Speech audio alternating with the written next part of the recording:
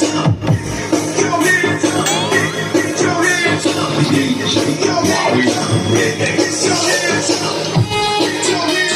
meron tayong tanggap mga lods na galing pang ano to? Galing pang Cebu City. Pinapa-recondition ni sir. So, panoorin yung video natin at marami kayong matutunan sa video natin ito.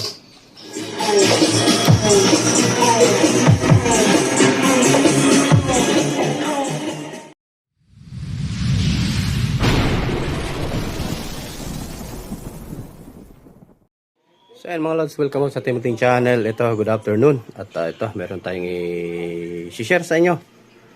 Galing pa ito, Cebu, no? So ayan kay Sir Ferdinand Permilino pala, sorry. Si Sir Permilino Mabanag, so ayan junior. So ayan yung may number niya. Cebu, ayan, no? Ayan, hindi mabasa. Santa Nor, Cebu. So ayan sir, pagpadala mo sir, wala. Buwak sir, sa courier.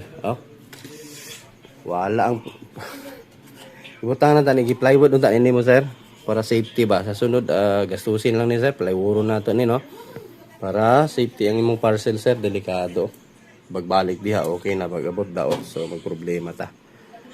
So kani ipa-recondition ni customer no. So lalabhan muna natin to bago natin i-recondition. Ayan kung makikita niyo.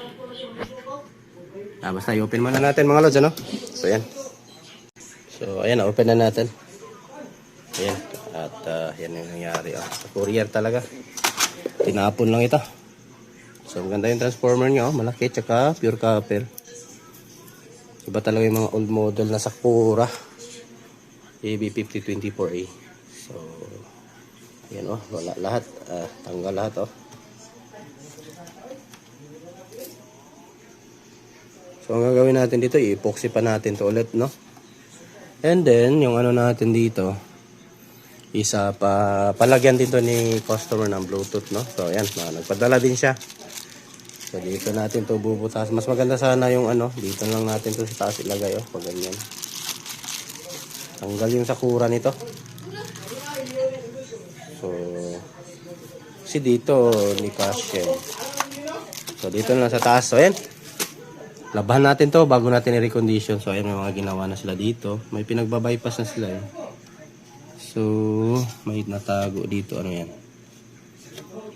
And then bypass na yung wala na selector to.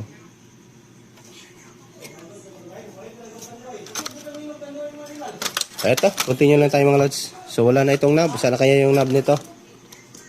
Malaki na knob, wala na. Ayan. So ayan mga lods, na-epoxy na natin itong natin Sakura, no. Ayan. So balik yung mga niya. So i-repaint natin to ngayon. Then ito na yung natin, no. So re-recondition natin to at ayusin natin yung isang channel. Dito yun maayos-ayos doon sa technician Sa Cebu to galing, no. So hindi daw maayos-ayos ng take doon sa area niya. Kaya tayo yung patitinoy natin to. So ayan, continue tayo. At spray ko muna to ng black. So medyo matuyo, medyo matigas na siya. So ayan. At kulay black na. At to, continue tayo sa ating gagawin. Magre-recondition na tayo nyan sa kanyang main amp. Ito, palitan natin ang mga bagong potentiometer lahat. Bali yung mga So ito na mga lods yung natin na i-recondition from Cebu na amplifier, no. So hindi nila ito, meron tayong i-share sa kanya. So makikita niya man yung video natin. Kasi hindi talaga ito nila mapatino-tino mga lods, no. Yung humming talaga nito. And then always nasusunog itong isang channel. And then hindi nila ito yung hindi nila na-check Itong capacitor. Yan wala na yung isang paa, putol na. So at saka medyo na yung capacitor, almost na talaga siya. Napakaluma niya na at saka kinain na talaga ng kalawang. So ito yung rason kung bakit hindi mawala-wala yung humming. Ewan ko din sa Tecno bakit hindi sinubukang tanggalin yung capacitor. Tsaka itong isa naman, buo pa yung paa, pero hindi na rin ito magtatagal. Ayan o. Kinalawang na din. Lapit-lapit na din buhay nito. So, papalitan natin tong capacitor. And then, yung mga resistor na bunot ko na. So, papalitan na natin ulit. Then, pagkatapos natin palitan, ito pati dito, palitan natin to. Ito mga capacitor ng relay. Kasi medyo may katagalan din ito. Ito, tanggalin pa natin to. Palitan din natin mga capacitor dito.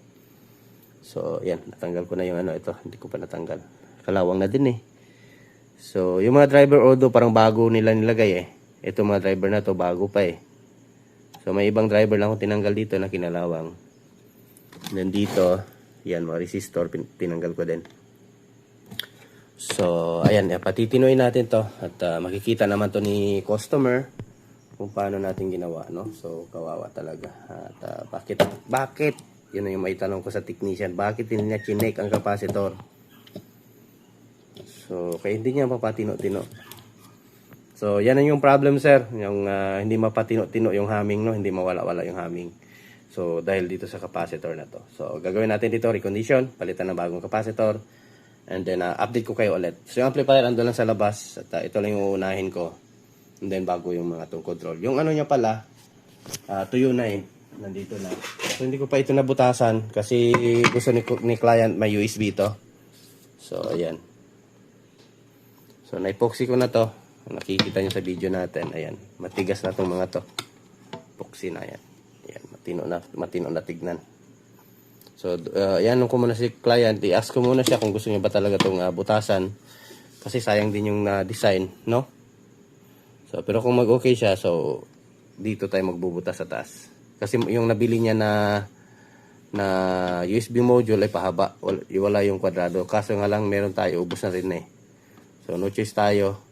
Dito tayo magbubutas sa taas. Para sa kanyang USB module. So, ayan. Update ko na lang kayo mamaya ulit. And then kung ano man. Basta't kung matapos ko to, update ko kayo, no? Then proceed tayo sa kanyang tong control. So, ayan mga lods, ito. At naano na natin yung USB niya. Player, no? Yung kanyang decoder. So, ayan. Perfect yung pagkalagay natin. Hindi pa rin wala yung Sakura. So, ayan. Yan o. Tamang-tama yung pagkabutas eh. So, ganyan lang. At kung gusto nyo i-upgrade yung mga try natin tong Sakura. If kaya niya doon kung doon tayo kumuha ng supply sa pinaka side ng positive sa kanya tong control na supply doon sa kanya pinaka surround. Try natin kumuha doon ng positive. Kung di ba maghahaming itong na to, kung di ba mag-ground looping, no? Try natin para hindi na tayo additional ng power supply. So ayan, continue lang tayo at simbolin ko na yung so yung ating eto, ayan, na-treat ko na din to. So kumikintab-kintab na at mukhang bago na ulit. Ayan, balik natin to ngayon. So dito lang tayo magkukuha ng ito sa positive side. Saan yan? Ito dito. Positive side, sa AC.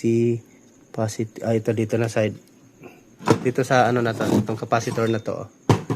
Itong capacitor na to, sa side niya, pinaka side ito. Dito tayo maghihinang ng 10 ohms. So try natin i-supply papunta taas, no? Kasi may 24 volts naman.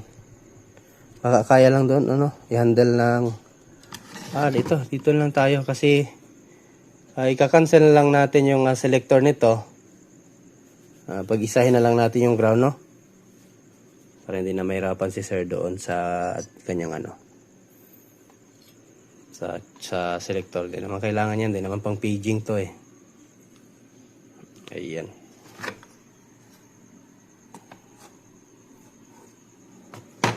Four band lahat. 5 band. Ito, continue tayo. Assemblin ko na yung yung kanyang pinaka-casing. And then, tanim na natin to. So, ito mga napalitan ko na lahat ng potentiometer. Ito na yung mga potentiometer niya. So, kalawang na kasi. Yung nakita niyo sa ating video. So, ayan. Kompleto na ng knob. At,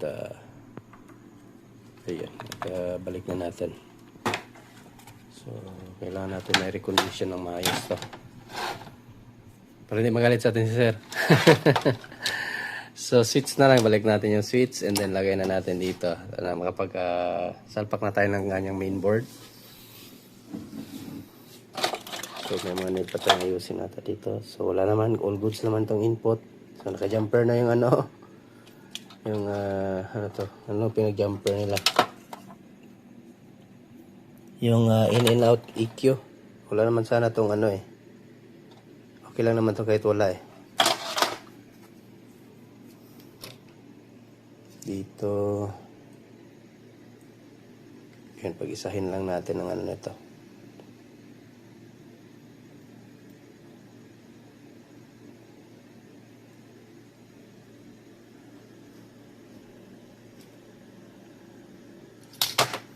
Ito, balik na natin.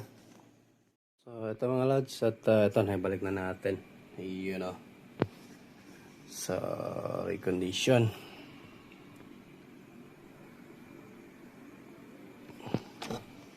So, power natin.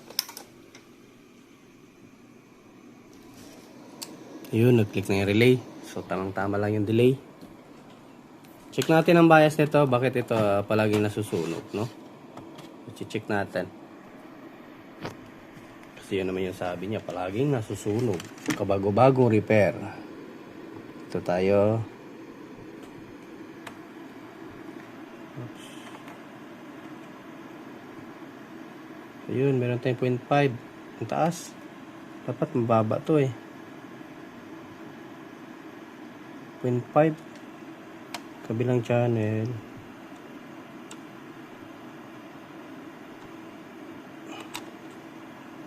Ano kasi oh. Maayos yung pagka ano. Magka-ground. 0.5 din. Both channel 0.5. So pag ganito mga lods, need natin to i-adjust eh. Ibaba natin to kaunti kahit 0.4. Kasi ilang ano lang to. Ng tugtog nito ay ano to? Ang tawag dito is bilis lang mag-init itong heatsink niya. Bilis lang mag-init ang mga transistor nito kapag once may audio na ito or may load na. So kaya need natin ibaba ito. Dito lang naman tayo mag-a-adjust sa ano oh. Kasi dito 3K then 1.2K. So baba natin to no. Try natin palitan ng 2.7K or itong ano 1.5. Itaas natin itong 1.2, gawin natin 1.5K. So baba natin kaunti yung kanyang bias. So although wala na itong DC out at yun na lang, need lang natin i-adjust yung kanyang bias. Pero bukas lang natin i-continue kasi it's already 12 na. So di na tayo pwede magingay. So bukas na lang natin i-testing ito kung nagana na ito.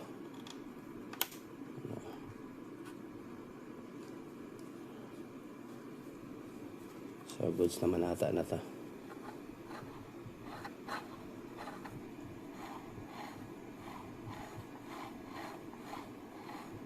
Ayan, continue lang tayo bukas mga lads. Ilaw na. Bukas lang natin na wiring USB. Hindi pa naman tapos natin. Kulang pa ng wirings. So ito, tatanggalin natin to. Dito tayo mag-i-in ng USB sa kanyang input. So ito mga lods, at adjust tayo na. So yan, good morning, update tayo ulit. And then ayan, adjust tayo. 1.8 yung subukan kong lagay. Kasi pag 1.5 medyo malapit sa 1.2 eh. Baka konti lang ibaba ng kanyang bias. So ayan o, 1.8 ito. Ang kulay ay brown, gray, black, brown, brown. 5 band. So testing natin. Just tignan natin kung bumaba.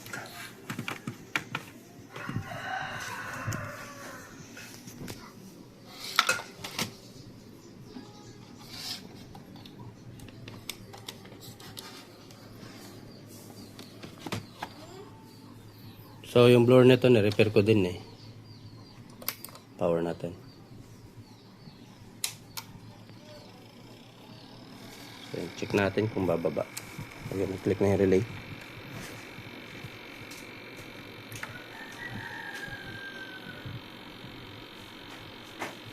Masyadong mababa din. Naging kwento na lang yung bias. So ano yan, basag na yan ang tunog pag ganyan. Pag mahina ang ano, no. So palitan natin ulit ng 1.5. Masyado na ding mababa. So ito palit natin na 1.5. So ayan, napalitan na natin. Ayan. Ayan, ang kulay is brown, green, black, brown, brown. So 1.5K. Testing natin. So, tignan natin kung bababa sa 0.4 or 0.3 to.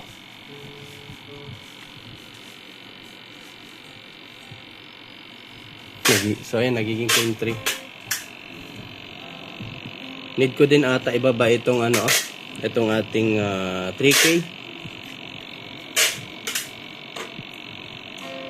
0.3. So although tumutunog na yan, hindi na yung gaano iinit. Goods naman yan. Kaso nga lang medyo bawas lang yung lakas konti, no? Pero gawin natin yung 0.4. Yung 3K gawin natin 2.7 ito.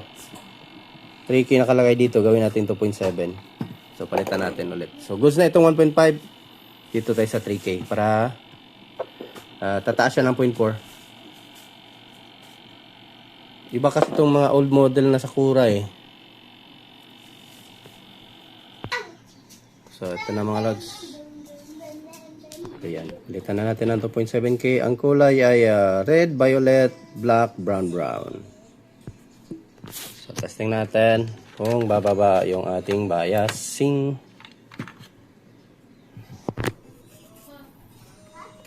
Power.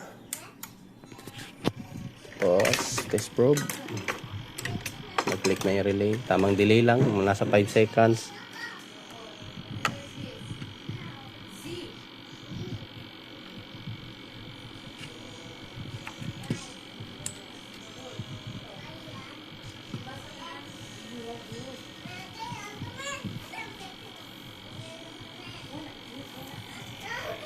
Walang nagbago.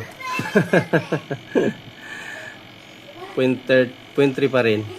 Kahit binaba na natin yung 3K.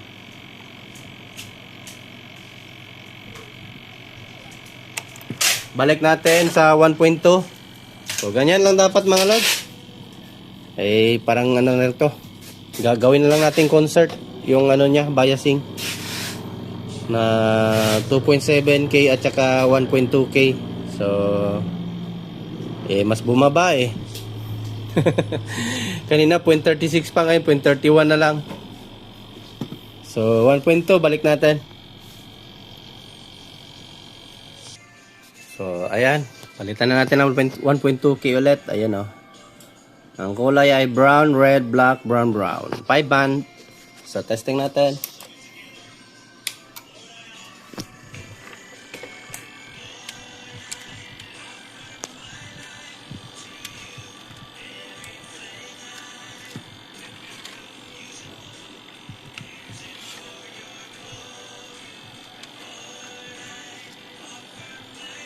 Ayan, 0.4 na. So, okay na to. So, goods na ito. 0.44. 0.44, 45. Ayun o. So, goods na. So, pwede na tayo mag-testing. Ito, balik ko lang yung ano niya, speaker terminal. Hindi hirap kasi mag-adjust pag nandun yung speaker terminal. Ano to. So dito tayo mag-input mamaya ng kanyang MP3 decoder or USB decoder. Lagay ito papunta dito sa input, no? Itong input para dito niya na lang pindutin itong ano, tune direct.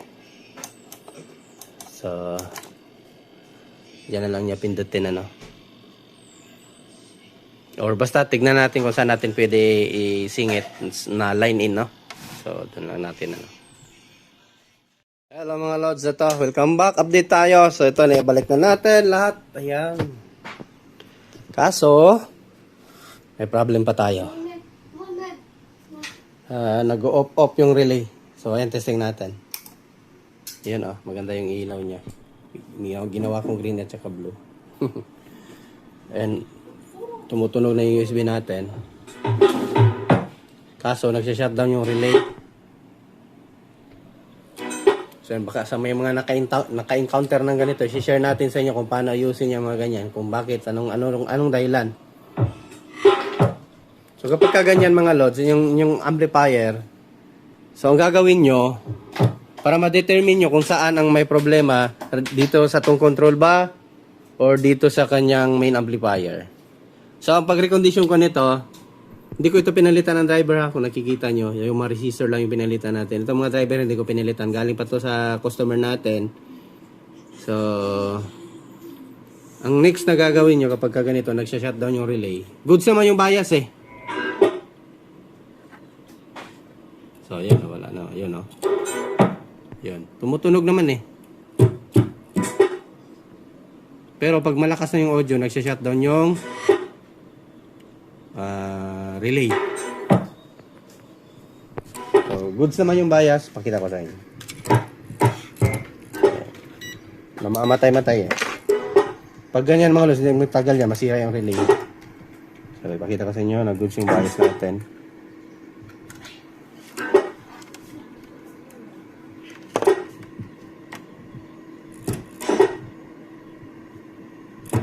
Yung bias natin nagbabago-bago.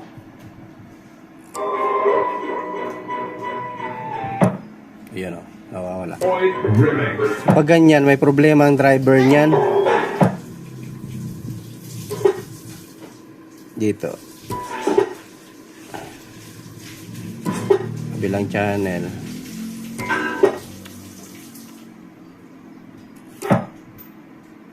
Ang hirap talaga pag isang kamay lang.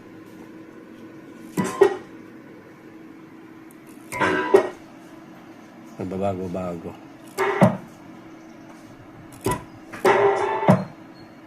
Biglang bumabagsak. So pag ganyan mga lods, first nyo i-check. Tanggalin nyo muna to. So tanggalin nyo yan. So kuha kayo para ma-determine nyo kung saan talaga yung may problema. Sana yung pan-testing natin dito. Ito. Ito. Try natin. Pag ganun pa rin, mamamatay, it means may problem yung Sana yung isang cellphone ko lang. Dito.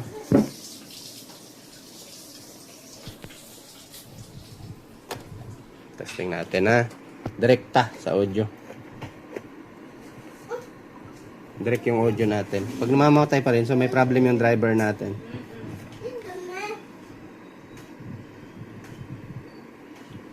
Music tayo direkta.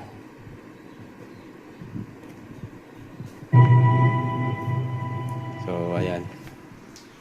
Audio tayo. Ayun, nagsha-shutdown pa rin siya, di ba?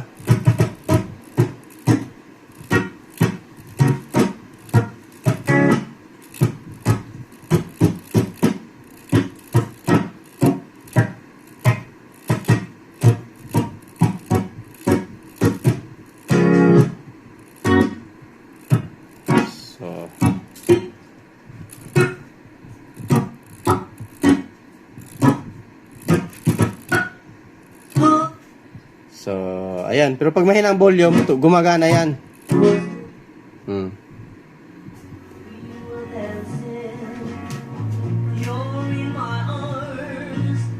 Diba? Pero pag malakas,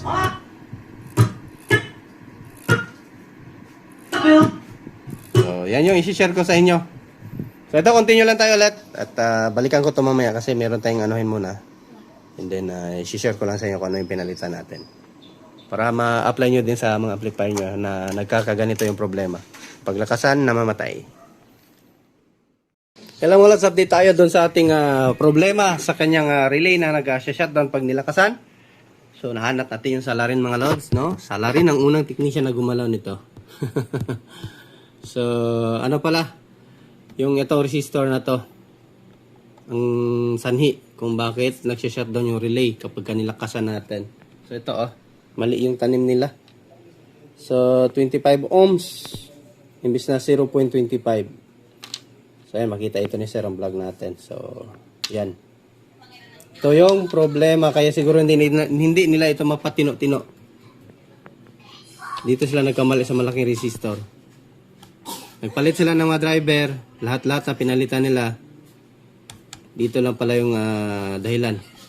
Pati yung kanyang capacitor, no? Ito. Sanhi din ito ng haming. So, ito goods na. Testing natin.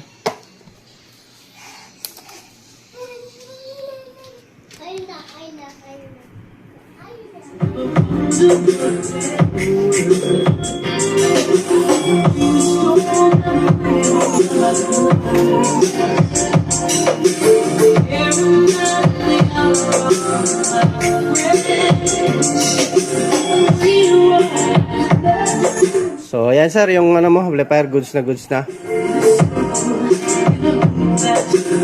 Pati ito pala yung dito sa kanyang connection sa kanyang blower, itong thermostat ay pinalitan ko. Ito sa kanya, wala na, patay na. Kaya ang ginawa nila, pinag-short na lang itong dalawang wire na to. So, ito yung balik na siya sa kung ano yung stock niya dati, balik na, no.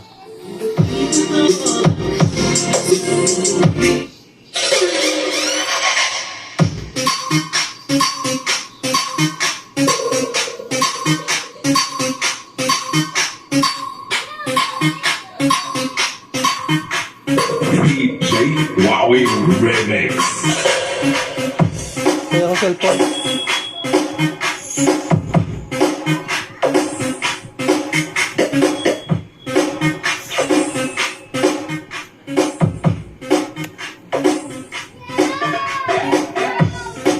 Problem na lang natin yung input. Kailangan natin may balik kasi pag wala dito Kailangan may pasok natin sa ibang input. Ayan tignan nyo. Kahit natin. Kumbaga nakadirect yung natin, audio. Kailangan natin idaan sa ibang input.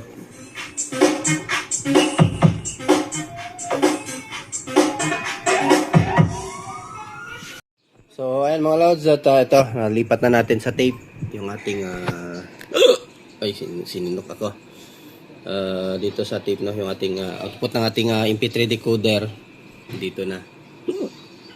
Tapos nag-jumper tayo ulit, no, yung sa kasi wala na itong jumper na kasama.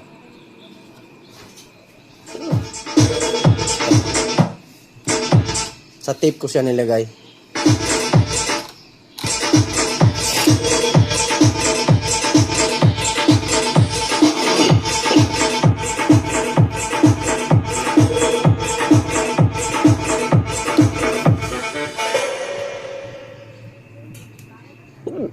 Ay nako, sininok ako.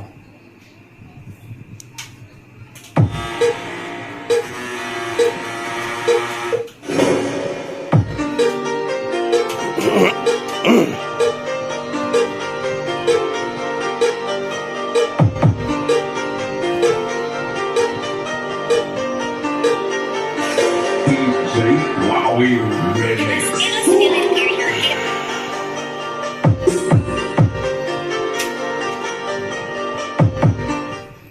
So ayan, magsha-shoutout tayo. Shoutout kay Milchor Alonsangay. Shoutout next video li. So ayan shoutout Chor. Ayan And then si ay nako, Nevada de Guzman, and then si Firm Lino Official. At next, last but not the least, si Antonio Romeo. So ayan.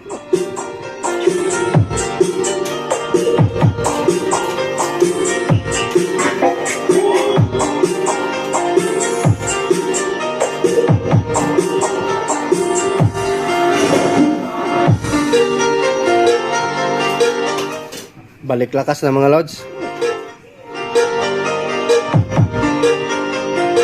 Inom muna ako ng tubig, sininok tayo Ayan.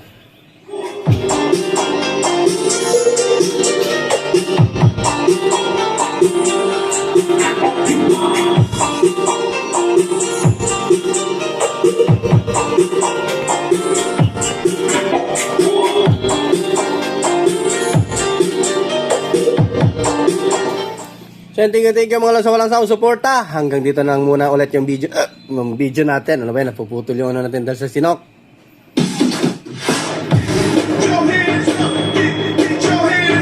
So ayan, another day, another done, another night. Ayan, buenas noches at location ko sa Buanga City, Barangay Tumaga.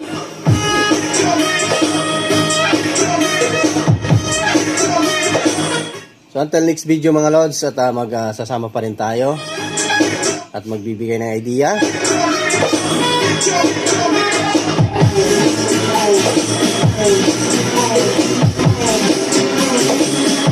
So thanks for watching mga lods, at ayan, magandang buhay, akalang, bye bye.